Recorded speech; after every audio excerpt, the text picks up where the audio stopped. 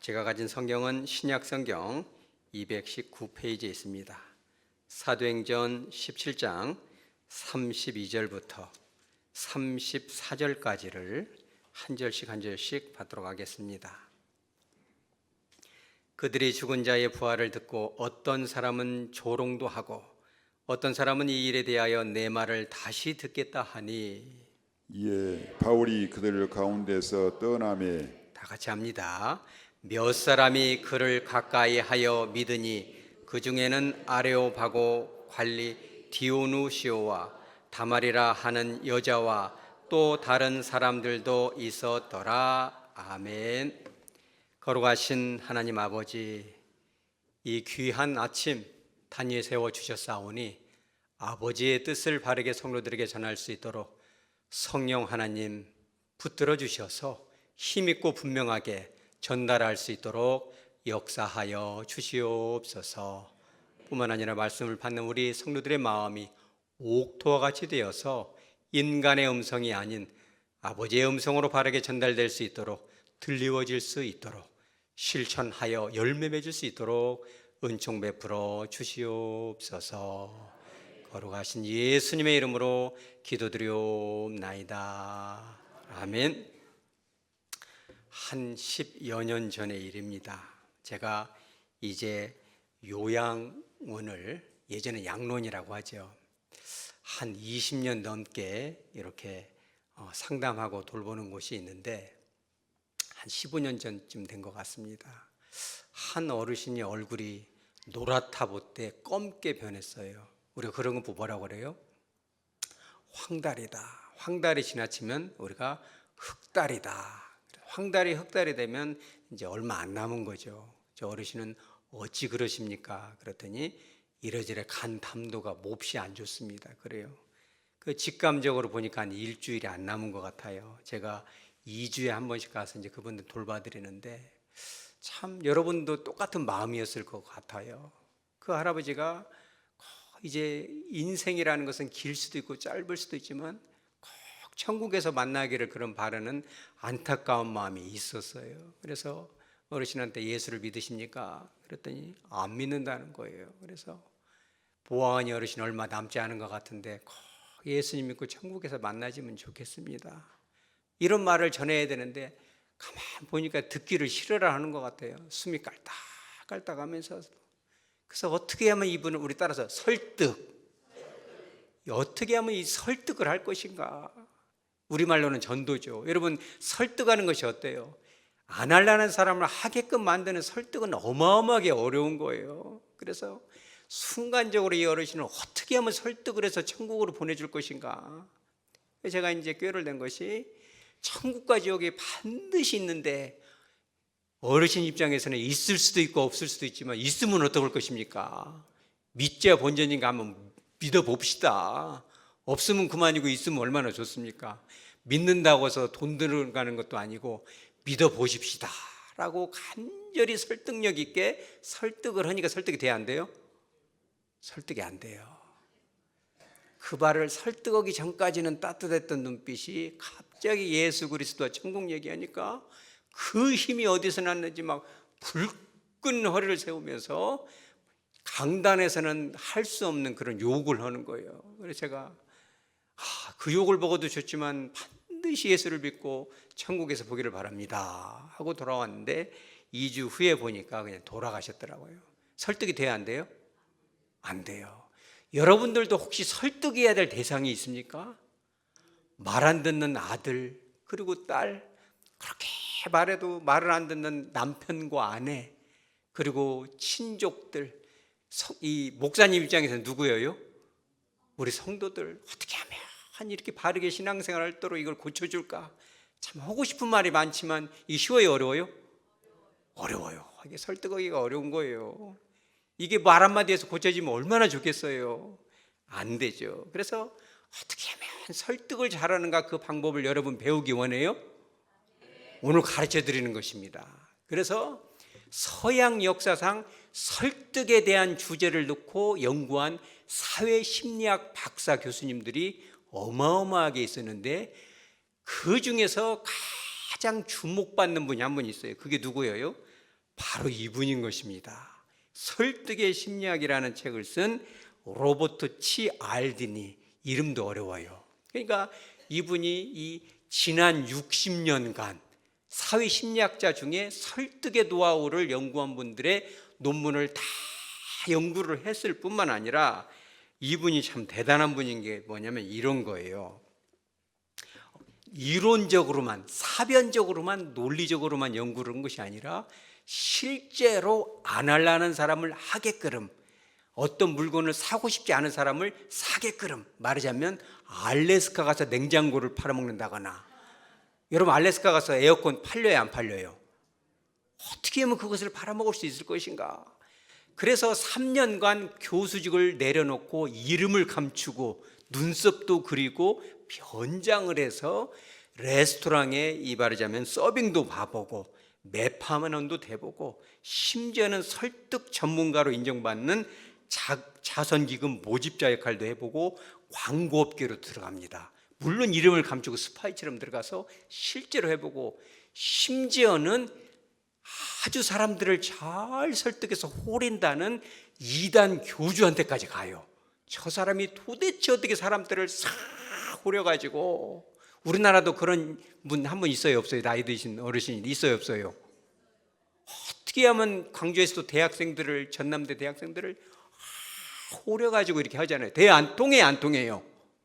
통하니까 이게 아침부터 보면은 검은 바지에 흰 셔츠 입고 가잖아요. 그거를 오게끔 만드는 것이 대단한 그 설득력. 여러분 그런 설득력이 있기 바래요? 이거를 잘못하는 데 쓰이면 이제 그렇게 쓰임 받지만은 좋은 쪽으로 선한 길로 인도하는 설득의 능력자들 되시기 바랍니다. 그래서 이 박사님이 실제적으로, 체험적으로, 또 이론적으로, 사변적으로, 경험적으로 믹스를 해가지고 이 책을 냈는데, 이 책이 가장 많이 인용도 되고 주목받는 책이에요. 여러분 사진은 마시고 빌려드리겠습니다. 그래서 이것을 제가 잠깐 요약을 해요. 성경은 아니기 때문에 아주 잠깐 요약하니까 이분이 뭐냐면 6가지 원칙이다. 왜 알려드리냐면 교회 가자 그럼 안 가는 아들들 있잖아요. 이런 방법을 쓰시기 바랍니다. 안 믿는 친정 어머니, 이런 방법을 쓰시기 바랍니다. 첫째는 뭐냐면 상호성의 원칙이다.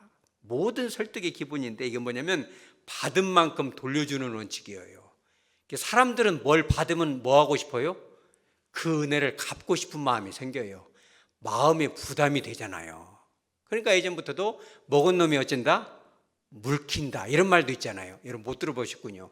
그러니까 뭔가를 받아내기 위해서는 자꾸 선물도 하고 밥도 사주고 차도 사주고 자꾸 하면 마음에 부담이 와요, 안 와요? 마음이 부담이 오죠. 뭔가는 내가 그래도 갚아야지, 이런 마음이 생길 때 딱 설득을 하는 거예요.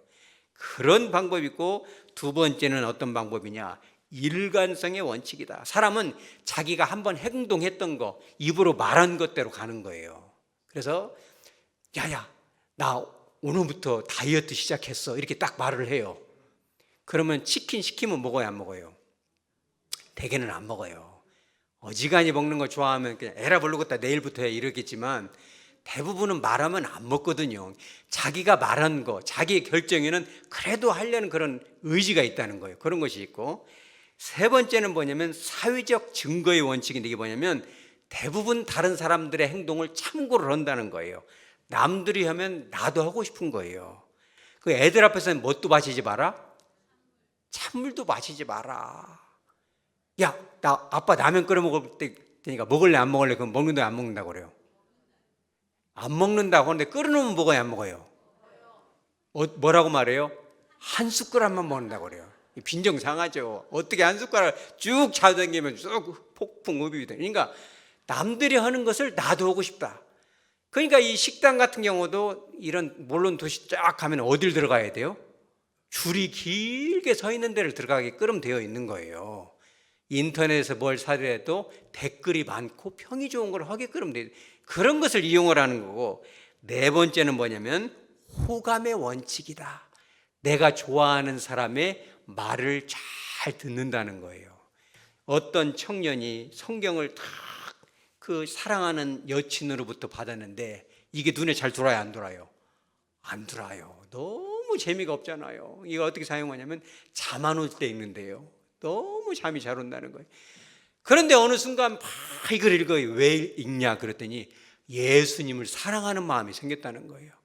예수님을 사랑하니까 그분이 쓴 편지인 이 성경을 읽게 되는 것이다. 그래서 상대편을 설득하기 위해서는 그 사람으로 하여금 나를 좋아하게 만들어주는 거예요. 친밀해지는 거죠. 그래서 광고에서도 주로 누구를 세워요?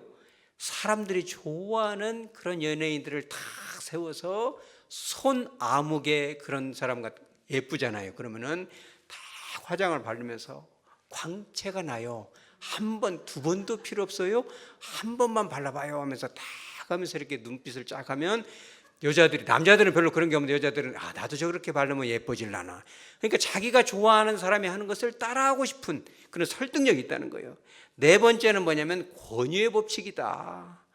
이런 동네 아저씨가 말하는 것은 안 듣지만 그래도 어떤 박사님이나 무슨 서울대 교수님이 말하면 그래도 먹히잖아요. 이게 권유자, 그죠? 마지막은 뭐냐면 희소성의 원칙이다. 뭐냐면 한정 판매다. 아무라도 할 수 있는 것이 아니다.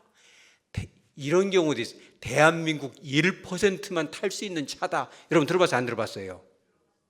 그 사람들은 아주 야근 사람이에요. 그래가지고 그것이 렉엑스턴이라는 차인데 그때 난리가 한번 났어요. 나도 대한민국 1% 안에 들어간다고 너도 나도 그 차가 딘정딘정 해가지고 전복이 잘 되거든요. 그런데 그거를 막 너무 팔리는 게 희소성이다. 너희들은 타지 마라. 이것은 한정 판매다. 오늘까지밖에 아마 안 한다. 이런 원칙을 하면은 사람들이 그거를 심리적인 압박을 느끼면서 나도 사고 싶은 욕구가 생겨요. 이런 6가지를 지혜롭게 잘 버무리면 설득이 돼야 안 돼요? 설득이 된다는 거예요. 이렇게 쉬운 것 같으면 얼마나 이 설득이 잘 되겠어요. 전도 현장에서도 그렇죠. 그런데 오늘 이 성경 본문에 보면은 설득이 아주 천재가 한 명 나와요. 그거 누구예요? 사도 바울인 것입니다. 사도 바울이 어느 날 이 아테네에 가게 됐어요.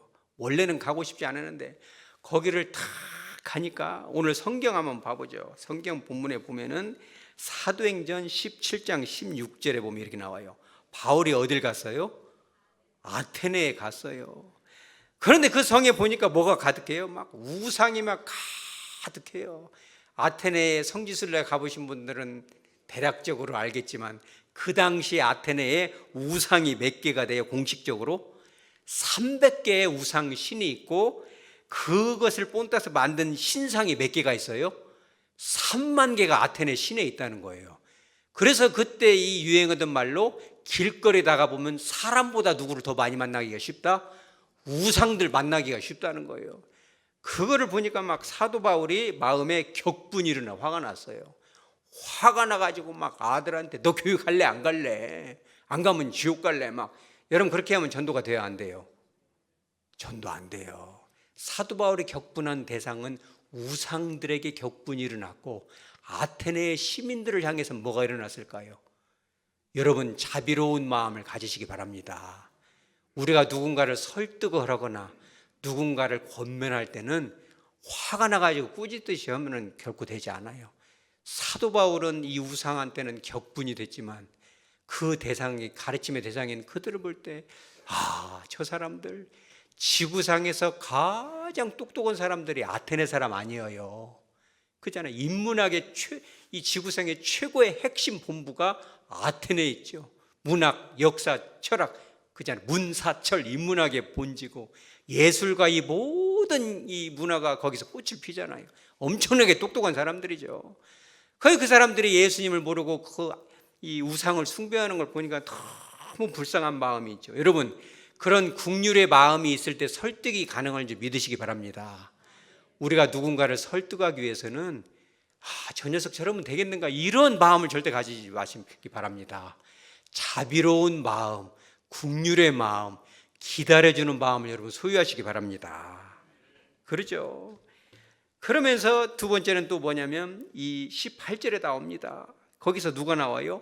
에피쿠로스와 스토아 철학자들이 나타났어요. 여러분 잘 아시는 것처럼 에피쿠로스는 뭐예요? 쾌락주의잖아요. 육체적인 쾌락을 말하는 것이 아니에요. 마음의 평안을 지향하는 쾌락. 그리고 스토아 철학은 그거죠. 절대 지성을 가지고, 그렇죠, 도덕적인 삶을 살자, 뭐 이런 건데, 이런 게 성경에 나온 이유가 뭐냐면 그런 철학자들이 아테네에 가득했어요. 근데 이 사도 바울이 18절에 보면 바울이 그들과 뭘 했어요? 쟁론을 했다. 어떻게든지 철학적으로, 논리적으로, 사변적으로 그들을 설득하기 위해서 그런 언어를 사용하고 전도의 말을 했다는 거예요. 여러분, 이렇게 설득하고 쟁변하는 것이 전도의 올바른 방법이에요? 잘못된 방법이에요? 잘못된 방법이다, 이렇게 말씀하실 수도 있죠. 그렇지만 다 맞는 것은 아니에요. 왜 그러냐면은 이 아테네 시민들에게는 이것이 바로 최선의 설교였다라고 설교학자들은 다 동의를 해요. 어떤 성경학자는 그래요. 말로 설득해서 전도가 되냐, 그렇게 전도했으니까 아테네에서 전도가 실패한 거 아니냐라고 말하지만 절대 결코 그렇지 않다는 거예요. 사도 바울 입장에서는 최고의 설교였고 최선을 다했다는 거예요. 왜 그러냐면 이런 거예요. 마태복음 5장에서 보면 심령이 가난한 자는 복이 있나니 천국이 누구의 것이다? 그들의 것이다. 심령이 가난해야 천국도 가고 싶고 그잖아요. 아이고, 이럴 바에야 천국 가고 싶지, 이렇게 힘든데 예수라는 분을 만나고 싶지, 이런 마음이 나오는데 아테네 사람들은 얼마나 지성적으로 똑똑하고 재산이 많고 그러니까 하는 일이 뭐예요? 이 사람들은 새로운 것을 배우는 것 이외에는 지적 호기심 이런 거 채우는 것 외에는 관심이 없어요. 그러니까 그들한테 관심은 뭐예요? 새로운 것을 배운 거예요. 그러니까 사도 바울이 그들과 쟁론을 한 결과 19절에 이런 결과가 나옵니다. 그들이 사도 바울을 붙들어서 이렇게 얘기해요. 내가 말하는 이 새로운 가르침이 무엇인지 우리가 알 수 있겠느냐라고 물어봐요. 이렇게 하면 성공이 된 거예요? 실패한 거예요? 성공을 한 거죠. 그러니까 그들한테는 이런 사변적인 논쟁이 통하는 거예요. 똑똑한 사람들한테는 똑똑한 말을 쓰고 똑똑하지 않은 사람들은 그들의 언어를 쓰고. 여러분, 사도 바울이 오늘 설교를 잘못하고 설득을 잘못했다고 하면 제일 설교를 못한 사람이 누구예요? 예수님이에요. 예전에 어떤 목사님이 그런 얘기를 저한테 하소연한 적이 있었어요. 주일학교에 이제 2살, 3살, 5살 먹은 애들을 앉혀놓고 어린이 설교가 제일 어렵거든요. 막 애들 붙잡아가지고 막 뛰어댕기고 막 주의가 산만하고 막 해찰하고 이런 애들 듣게 그러면 얼마나 어렵잖아요. 그러니까는 막 쉬운 말로 바꿔서 설교를 막 어떻게든지 하니까 어떤 권사님 한 분이 딱 회의 시간에 그러는 거예요. 목사님 왜 이렇게 쉽게만 하시냐고, 품격 있게 어려운 말을 써서 하십시오. 성령께서 다 역사해서 깨닫게 할지 그거를 그렇게 이 품위 없게 설교하면 안 됩니다, 이렇게 얘기를 해요. 목사님이 마음이 되게 안 좋았다는 거예요. 그렇다면 그런 비난을 제일 먼저 들어야 될 분이 누구예요? 예수님이죠. 예수님은 말이에요, 그 2000년 전 당시에 그잖아요. 백성들을 앉혀놓고 눈에 보이는 새와 나무와 땅과 밭과 이 모든 것들, 물고기 같은 거, 쉬운 사물들을 가지고 구약의 어려운 그런 것들만 한 것이 아니라 구약에서는 이렇게 말했지만 나는 이렇게 말해줄게, 귀에 쏙쏙, 우리 따라서 귀에 쏙쏙, 그냥 귀에 쏙쏙 들어들어 설명을 해주는 거예요. 사도 바울이 보는 입장에서 아테네 사람들은 어려운 말을 써야 통해요, 이 사람들은. 그러니까 최선을 다해서 했는데 거기서 끝나는 것이 아니라 22절에 이렇게 나와요. 바울이 이렇게 말하죠. 너희를 보니 범사에 종교심이 많도다, 그러죠. 우상들이 가득한데, 야, 우상 숭배하면 하나님이 제일 싫어하니까 벌받아, 이렇게 팔을 꺾은 것이 아니라 너희는 종교심이 많고, 아가 너 참 예쁘다, 야 너 훌륭하다. 그럼 아가가 귀가 열려 안 열려요? 여러분, 설득할 때는 칭찬하시기 바랍니다. 칭찬해야 귀가 열리죠. 사도 바울이 그런 기법을 쓴 뿐만 아니라 23절에 이렇게 나와요. 알지 못하는 에게라고 새긴 단도 보았으니, 그러니까는 막 수많은 우상을 만들었는데 혹시 빠진 것이 있을까 봐 알지 못하는 신에게도 이렇게 이 숭배를 하는데, 사도 바울이 그 얘기를 하는 거예요. 너희들은 잘 모르고 하는데 그 신이 누군지 내가 알려줄게 라고 얘기를 하니까 이 사람들이 호기심이 그냥 아주 충만해요. 그래? 알지 못하는 신이 그럼 누군데? 이렇게 딱 물어봐요. 그러니까 이 사도 바울이 거기에 대해서 다 얘기를 하면서 이 설득의 본질은 예수 그리스도와 십자가 죽으심, 부활과 심판, 회개, 그리고 여러분들이 집에 가서 읽어보시면 알지만 창조주 하나님의 본질에 대해서 바로 그분의 은혜로 우리가 살아간다는 것을 정확하게 집어주는 거예요. 그러니 얼마나 대단한 설교예요. 그런데 오늘 우리가 처음에 읽은 성경 본문에 32절에 이렇게 나옵니다. 그들이 죽은 자의 부활을 듣고 어떤 사람은 조롱도 하고 어떤 사람은 이 일에 대하여 내 말을 다시 듣겠다 하니, 이게 설득의 결과입니다. 여러분, 설득하고 나서 뭘 받았어요? 조롱을 받았어요. 조롱. 오늘 여기 보면은 이렇게 나옵니다. 어떤 사람들은 조롱을 하였다. 그죠? 에클류 아존이라는 단어인데, 조롱하다라는 이 단어가 이 그리스어로 미완료 시제예요. 조롱하는 행위가 한 번 딱 한 것이 아니라 한동안 계속 조롱을 한 거예요. 여러분들이 어느 누군가를 사랑하고 너무 아까우니까 그 사람을 설득하는데 그 사람이 막 조롱을 하고 막 대들고 막 반항하고 막 청개구리 같이 막 더 안 하고 이러면 얼마나 속상하겠어요. 여러분, 위로받으시기 바랍니다. 최고의 설득가 전도자인 사도 바울도 최선의 설교를 했지만 조롱을 받는 거예요. 그것도 한 번으로 끝난 것이 아니죠. 그리고 32절 하반절에 또 어떤 사람은 어떤 말을 해요? 이 일에 대하여 내 말을 다시 한번 들어보겠다. 이게 진짜 듣겠다는 거예요? 안 듣겠다는 거예요? 안 듣겠다는 거예요. 다시 듣겠다 얘기했으면 사도 바울이 다시 말을 했겠죠. 근데 33절에 보면 이에 바울이 그들 가운데서 떠나버리면, 왜 떠나요? 들을 준비가 안 됐죠. 말로는 듣겠다 하죠. 그러니까 그 아테네 사람들 중에 대다수는 조롱하는 자고 일부는, 우리도 그잖아요. 뭔 부탁받으면 하기는 싫은데 단호하게 거절하면 상처를 입을까 봐 한번 생각해 볼게요. 그지만 생각이 돼야 안 돼요? 생각 안 되죠. 한번 연구해 볼게요. 이제 말은 그렇게 하죠. 딱 자를 수가 없으니까. 여러분, 그러지만 그 안에 숨겨진 의도도 깨달으시기 바랍니다. 그러니까 아테네에서 똑똑한 사람들 중에서도 상당히 점잖하고 완고하게 돌려서 얘기하는 거죠. 근데 사도 바울이 볼 때는 다시 듣겠다는 뜻이 아니에요. 그래서 사도 바울이 느끼기에 이것은 이제 여기서 멈춰야 되겠다. 더 이상은 철학적으로 논리적으로 따지고 드는 것은 도움이 안 되겠다. 인간으로서 할 수 있는 최선을 다했으니 이제부터는 누구한테 맡깁니까? 주님께 맡겨야죠. 여러분, 누군가를 설득할 때, 사랑하는 자녀들을 설득할 때, 배우자를 설득할 때, 그렇지, 잃어버린 영혼들을 설득할 때 여러분 기다려 주시기 바랍니다.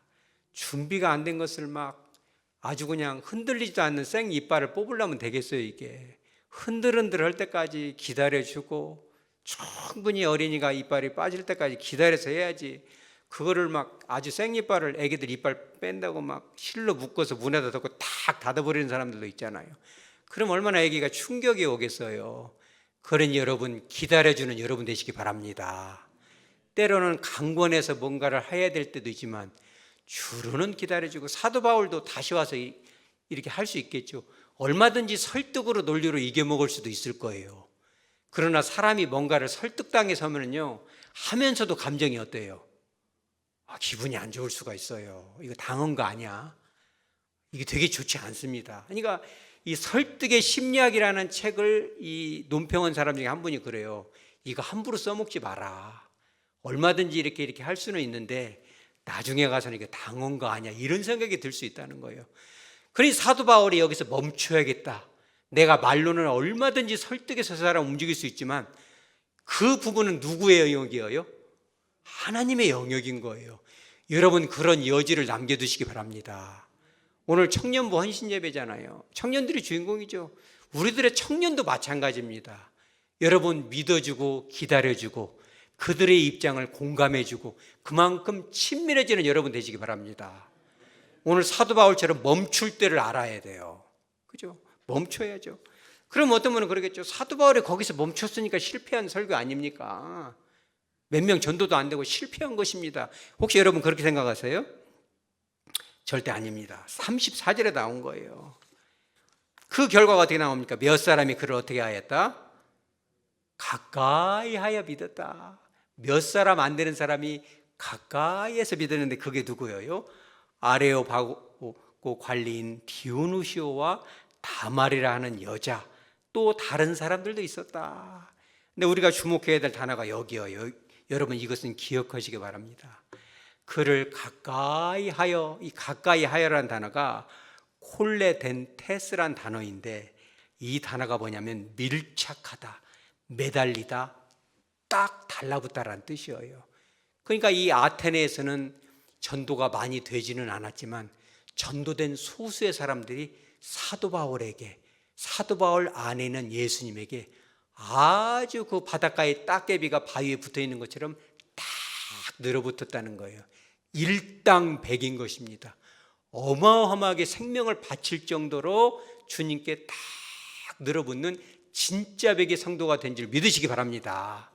기다려야 된다는 거예요.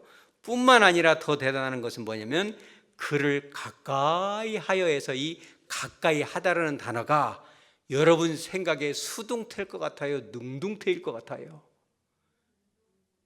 우리 번역에는 가까이 하다는 말이 말하자면 능동태지만 그리스어로는 수동태예요. 몇 명 안 되는 사람이 예수를 믿어도 확실히 딱 들어붙게 믿게끔 가까이 간 것이 내가 의지적으로, 그들이 의지적으로 움직인 것이 아니라 움직일 수밖에 없게끔 한 힘이 있었다는, 그 힘이 누구예요? 성령 하나님인지 믿으시기 바랍니다. 그래서 그리스어 문법에는, 이거는 너무 유명하니까 한번 따라서 하죠. 신적 수동태. 내가 뭔가를 어쩔 수 없이 하게끔 되는데 그 동력이, 야, 너 이 애기들 주사 맞힐 때 그죠? 너 예방주사 맞으면 아이스크림 사줄게. 야, 3등 안에 들면 컴퓨터 사줄게. 아이폰 사줄게. 이렇게 해서 하는 것은 참 이건 수준이 낮은 거예요. 어찌 보면 협박으로도 들릴 수도 있고 강요로도 들릴 수 있죠. 신적 수동태라는 건 뭐냐면 사람들이 어떤 결심을 할 때 그 결심이 내가 한 것 같지만 그 마음을 누가 움직여줘요? 하나님이 쫙 역사를 했다. 그러니까 이런 거예요. 사도 바울이 비록 어렵게 설교를 했지만 하나님이 분명히 역사에서 열매를 맺었고 사람은 몇 명 안 되지만 일당백과 같은 목숨까지라도 이렇게 바칠 수 있는 정말 귀한 성도들을 세웠다는 거예요. 그러니까 이 전에 오는 바에 의하면 디오누시오가 최초의 아테네의 이 감독이 되었다. 감독이라는 것은 교회에서 최고의 지도자잖아요. 목사님들 중에서도 최고의 위치에 있는, 지금으로 말하면 총회장 같은 거잖아요. 그러니까 이런 위치에 서서 교회를 세워가잖아요. 여러분 그와 같은 설득의 전도자들 되시기 바랍니다. 그렇다면 이렇게 생각할 수 있죠. 여러분 설득의 이 사도 바울을 능가하는 가장 대가가 누구예요? 예수님이신 것입니다. 예수님은 또 어떻게 우리 인간을 설득하는가? 마태복음 7장 29절에 보면 이렇게 나옵니다. 이는 그 가르치는 것이 권위 있는 자와 같고 그들의 서기관들과 같이 아니함일러라. 그 시대에도, 지금 시대에도 많은 사람들이 설교를 하고 성경을 가르치고 가정에서도 구역에서도 다 이렇게 하죠. 그런데 이 바리새인과 서기관 그리고 예수님과의 차이가 나오는 거예요. 서기관 바리새인과 예수님의 가르침은 너무너무 다르다. 여러분 뭐가 다를 것 같아요? 지적인 부분이요. 오히려 지적인 부분은 백성들이 볼 때 바리새인들이 예수님보다 더 탁월하게 보일 수도 있었을 거예요. 그잖아요. 그런데 이 보면은 예수님이 사용했던 언어를 가만히 보면 그 논리적인 언어, 그걸로 백성들을 이렇게 사로잡은 것이 아니었어요. 사람을 말로 설득하는 이 기법을 연구하는 학문을 우리가 뭐라고 해요? 수사학이라고 그래요. 사자는 말씀 사자고 수는 닦을 이 수인데, 말을 잘 닦아서 사람들을 설득하는 능력을 가르쳐주는 것이 수사학인데, 예수님도 어마어마한 수사학을 사실은 사용한 거거든요. 눈에 보이는 이런 동식물을 사용한 것도 역시 마찬가지인데, 이 논리로 사람을 설득할 수 있는 힘은 10%밖에 안 돼요. 예수님도 이렇게, 우리도 역시 마찬가지라는 거예요. 자녀를 가르치고 새로운 성도들을 교육하고 이런 교육의 힘은 10%에 불과하기 때문에 예수님도 그런 언어를 사용할 때 구약의 선지자들은 이렇게 말했지 나는 이렇게 말할게 10% 정도밖에 사용 안 하십니다. 거기서 뭘 더 사용해야 돼요? 여러분 상대방의 감정을 받아주시기 바랍니다. 우리가 그걸 뭐라고 하냐면 파토스라는 건데 예수님도 정말 그걸 많이 사용하셨어요. 우는 자들과 함께 울어주고 그잖아요. 웃는 자들과 함께 기뻐해주고. 여러분, 여러분들의 자녀를 가르치려면요, 그 아이가 뭘 좋아하는가를 잘 배우고 그 감정을 읽어주시기 바랍니다.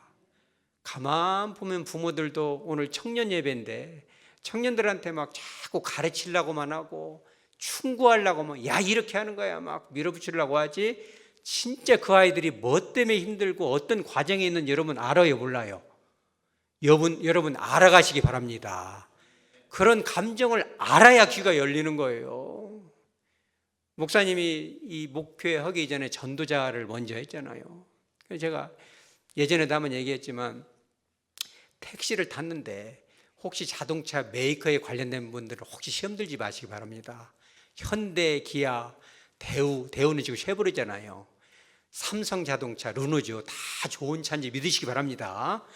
삼성차 탈 때는 삼성이 제일 좋습니다 얘기하고, 기아차 탈 때는 기아 제일 좋습니다 얘기하는데, 택시는 원래 쉐보레를 잘 안 타거든요. 대우차를. 왜 안 타요? 차가 무거워가지고 기름을 많이 먹어요. 큰 택시 기사님이 왜 쉐보레를 탔는지 처음에는 이해가 안 되고, 보통 우리가 왜 이런 걸 타시오? 이럴 거 아니에요. 기름 많이 먹는 거. 그러면은 택시 기사님 기분이 어째요? 기분 상당히 안 좋죠. 그 여러분 지금 그걸 가르쳐 드리는 거예요. 자녀들도 마찬가지. 야, 너 왜 이렇게 뭐 내일 모레 시험인데 자고 있냐? 이러면 되겠어요. 휴대폰이 눈에 보이냐? 그러면 휴대폰이 눈에 안 보여야죠. 공부할게요 엄마. 여러분 그러겠어요? 아니면 더 안 해버리겠어요? 여러분 그런 걸 잘 알아야 돼요. 절대 잔소리로는 바뀌지 않는다는 걸 알아야 돼요. 너 그러면 밥 안 준다. 이건 뭐예요? 이거는 설득이 아니고 협박인 겁니다. 어떤 사람이 야, 너 나가. 너 이런단 말이에요. 이해 안 되는 거예요. 그러니 그잖아요. 쉐보레 차를 탁 타는데 가만히 생각을 해보는 거죠. 제가 그때 이제 교육 목사였는데, 우리 기사님 진짜 대단하십니다. 왜 따라서죠? 대단하십니다. 그래도 기사님이 뭐이 대단해요? 그때 야, 쉐보레 타신 분은 제가 몇 명 못 봤는데 진짜 우리 기사님은 너무너무 탁월하십니다. 광주에서 이 쉐보레 무거운 대우차는 기름을 많이 먹어서 얼마나 손해가 나겠어요. 그런데 그럼에도 불구하고 승객들의 생명을 이렇게 지키기 위해서 이 좋은 차를 사셨군요. 말리부 같은 것은 컨테이너 박스 몇 개를 견뎌요? 5개를 올려놓는 실험을 했는데 이것이 A필러, C필러 안 망가져요.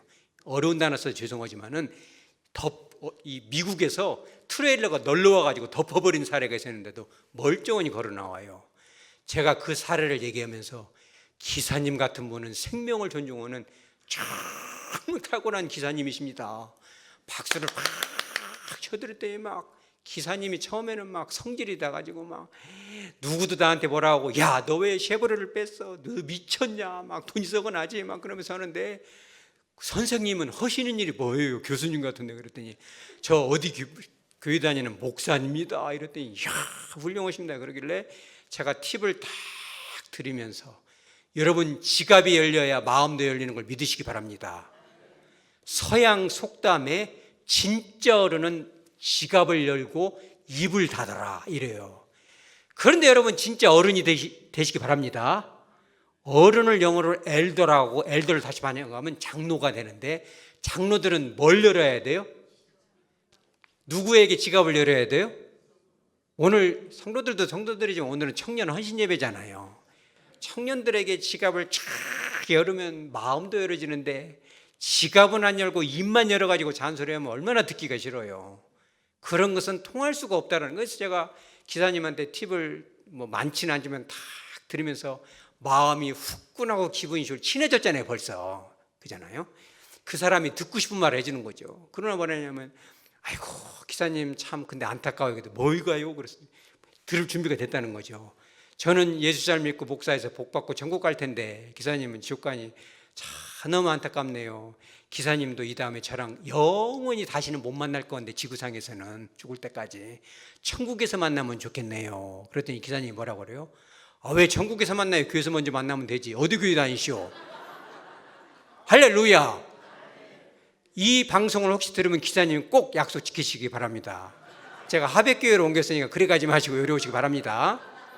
편집될랑가 모르겠네. 그런데 그 기사님이 교회에서 만나십시다. 할렐루야. 여러분들이 설득하는 기법을 알아야 돼요. 주머니가 열리고 감정이 열리면 30%가 열리는데 60% 열리는 방법이 바로 있어요. 에토스. 그 사람이 진짜 믿을 만한 사람이라는 것이 증명이 돼야 돼요. 예수님은요, 벌써 그 설교를 하면서도 마음에 뭘 줄 준비가 돼 있어요? 생명을 줄 준비가 돼 있고, 종국적으로는 십자가에서 생명을 내어주시잖아요. 그 크신 사랑, 여러분들이 자녀들과 청년들을 이렇게 잘 권면하고 사랑하고 할 때는요, 그들의 그 감정을 싹 헤아려 보고, 치킨 하나를 사줘도 종류별로 쫙 깔아주고, 어떤 아이는 제로콜라 좋아하니까 콜라, 사이다, 환타, 제로콜라 골고루 막 이렇게 준비해주고 그잖아요. 그렇게 마음이 열어지고 모든 것이 지갑이 열어지고 감정이 열어지고, 정말 저 사람은 믿을 만한 사람이구나. 그 당시에 사람들이 예수님의 눈빛을 보면요, 뭐라도 다 내줄 수 있는 분, 그 자비와 긍휼이 충만한 분, 절대 강요하지 않는 분, 그런 마음을 보니까 내가 저 사람한테는 주님, 저는 주님께 설득당하고 싶어요. 사람들은 설득당하면 기분 나쁘잖아요. 나 저런 분한테는 뭔 말해도 설득당할래. 여러분, 그런 사람 되시기 바랍니다. 자녀들이 와가지고 엄마 뭔 소리든 해, 내가 설득당할래. 여러분, 그런 기적이 열어지시기 바랍니다. 그 예수님의 영 성령께서 여러분들이 임하는 거예요. 말씀을 정리합니다. 자녀들을, 배우자를, 그죠, 손자들을, 영혼들을, 그죠, 성도들을 좋은 길로 올 수 있도록 설득을 해야 되겠는데, 그 설득은 그냥 되지 않는다는 거예요. 잘못하면 강요가 될 수 있고 협박이 될 수도 있고 잔소리가 될 수 있는 거죠. 근데 그 말에 힘이 있으려면 어떻게 해야 돼요? 논리도 정연해야 되겠지만 그거는 10%밖에 안 돼요. 그 사람의 마음을 먼저, 그잖아요, 유식한 걸 좋아하면은 그거를 배워서라도 해야 돼요. 어떤 사춘기 아이가 게임에 빠져가지고 중독이 돼서 못 빠져나와요. 어떤 논리를 대도 안 돼요, 이게. 그래서 아버지가 그 게임의 세계로 들어갑니다. 아주 좋은 아이템까지 다 두루두루 섭렵을 몰래 해가지고 그 아들과 다 가상의 세계에서 만나서 싹 설득을 해요. 네 정체가 누구냐? 우리 교회도 정체가 있어요? 그잖아요. 그러니까 막 내 정체는 너그 아버지다. 어찌 이런 일을 하십니까? 네가 너무 게임에 중독이 돼서 내가 한번 그 세계로 들어와서 너를 만나고 싶었다. 아들이 아버지의 그 좋은 아이템, 내가 이 아이템 다 줄 테니까 아빠의 말을 들을 수 있겠냐. 참 마음이 어려워요. 여러분, 그런 감정까지라도 가시기 바랍니다. 비난하고 쥐어박아서 바뀌는 거 아니에요. 정말 우리 아버지는 믿을 만한 사람이다. 우리 어머니는 그 자기 감정만 떠넘기는 어머니가 아니라 진짜 받아주는 어머니다. 내 입장을 이해하는 어머니다. 정말 생명까지라도, 콩팥이라도 하나 끊어줄 수 있는 어머니고 아버지다. 이런 에토스, 그런 신뢰가 이루어지고 거기에 대해서 성령 하나님께서 신적 수동태적으로 역사하실 때 그 사람을 감화시킬 수 있는 거예요. 여러분, 감화라는 단어가 도대체 뭡니까? 감화시키다. 이 감자가 무슨 감자예요? 느낄감. 그 상대편이 느껴져야 변화되는 거예요. 그 느낌은 바로 이와 같은 사랑의 연결고리를 통해서만 되어질 수 있다는 사실을 믿고, 여러분들이 주님의 마음으로 기다려주고 믿어주고 칭찬해주고 공감해 줄 수 있는 여러분, 그로 말미암아 맡겨주신 영혼들, 청년들, 어린아이들, 많은 길을 잃어버린 영혼들을 주님께로 인도할 수 있는 저와 여러분 되어지기를 주 예수 이름으로 축복합니다. 아멘.